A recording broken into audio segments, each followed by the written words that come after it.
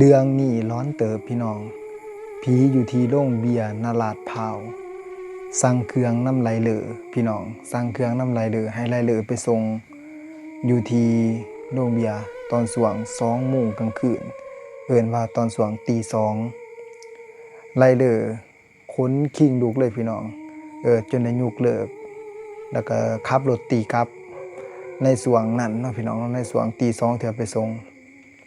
บ่าวไส้สิมาเล่าสู่ฟังพี่น้องตั้งแต่เริ่มต้นที่ไล่เลือส่งของเพิ่นได้โพสต์เอาไว้เนาะพี่น้องเนาะเพิ่นได้โพสต์เอาไว้บางช่วงประมาณตีสองตอนช่วงกลางคืนหลังจากที่ไฟไหม้โรงเบียร์ลาดพร้าวพี่น้องไหล3 วันนะพี่น้องเนาะคืนที่3นั้นมีมีสัญญาณของออเลอร์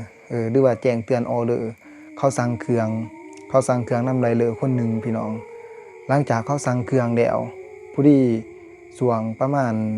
ตีสองพี่น้องไหลเลอก็จัดเครื่องที่ว่าเขาส่งเนาะเอาง่ายๆว่าเป็นแนวกินซะ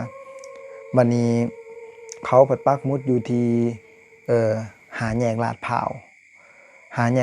หลังจากนั้นไหลเลอก็ได้ไปส่งขี่รถจักรไปส่งนั่นแหละหลังที่ว่าเขาเคยเห็นไหลเลอไปส่งเครื่องส่งของเนาะถ้าว่าทางบ้านเฮาก็แบบฟู้ดแพนด้าบัดนี้เขาไปส่งแล้วคิดว่าอยู่ที่โรงเบียร์ตอนนั้นมันก็ยังเขาก็ฮู้อยู่แล้วว่ามันเกิดเหตุการณ์เพลิงไหม้ก็คิดว่าสิแม่นเจ้าหน้าที่บ่หรือว่าทีมงานที่เขาเฮ็ดเวียกอยู่หั่นเนาะเขาสั่งเครื่องสั่งของว่าซั่นซะเขาสั่งเครื่องสั่งของไปกินวันนี้ไล่เลิกก็ไปคิดว่าในตอนช่วงตีสองพี่น้องตอนช่วง2 โมงกลางคืนก็คิดว่าสิคือว่าสิมีคนย่างไปย่างมาอยู่เนาะเพราะว่าเขตนั้นเป็นคนบอนที่ว่าคนอาศัยอยู่หลายว่าซั่นซะการสัญจรไปมาก็เบิดคืนไรเดอร์ขี่รถไปเนาะรถไปก็ขี่รถไปฮอด4 แยก5 แยกลาดพร้าวพี่น้องไปฮอด5 แยกแล้วก็พอดีไรเดอร์ก็มาเบิ่งเขาบอนเขาปักหมุดก็แม่นถือกับโรงเบียร์ที่ว่าถูกไฟไหม้พี่น้องโรงเบียร์ที่ว่าถูกไฟไหม้บอนที่ว่าปักหมุดไรเดอร์ก็เลยก็ผิดสังเกตอยู่เนาะไรเดอร์แชทไปเขาก็บ่ตอบแชทไปก็บ่ตอบไรเดอร์ก็เลยบอกว่าให้เจ้าถ่ายรูปบริเวณที่ว่าเจ้าอยู่ส่งมาให้แหน่บัดนี้หลังจากนั้นแล้วเนาะบ่พอ2 วินาทีเขาก็ถ่ายรูปมาเป็นรูปสีลำหลังจากรูปสีลำสิแล้วบัดนี้ไรเดอร์แนมเห็นเนี่ย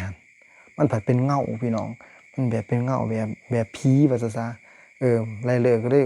ขนขิงลูกเลยเนาะสั่งยกเลิกออเดอร์อยู่ในไล่เรือของเราเลยนะว่าซั่นซะเราก็รับผิดชอบเองย้านในส่วนเราก็สตาร์ทรถกลับเลยย้านว่าซั่นซะเราแล้วก็เราว่าขนขิงลูกเลยตอนที่ว่าเราสู่ฟังเราเขียนนะไล่เรือเจอดีเขาแล้วอยู่ที่โรงเบียร์ลาดพร้าวบางครั้งสำหรับบ่าวไส้คิดเนาะเรื่องนี้เนาะก็บ่ฮู้ว่าจะมีคนแกล้งเราบ่ไปปักหมุดใส่โรงเบียร์นะพี่น้องแต่ว่าสำหรับบ่าวไส้คิดบางที่อาจสิเป็นไปหลายเลยพี่น้องเนาะบางส่วนพอตอนนั้นมันวิญญาณที่ว่าเขาจากไปในคืนที่3ก็ยังบ่ทันฮู้ว่าเขาตายแต่บางเทื่อมันอาจสิสั่งเครื่องสั่งของไหลก็บ่จักเนาะอันนี้มันเว้าเรื่องความเชื่อเด้อพี่น้องเด้อผู้ใดบ่เชื่อก็บ่เป็นหยังบ่ลามากันเนาะบ่าวไส้มาเล่าสู่ฟังเนาะร้อนเติบพี่น้องเอ้ย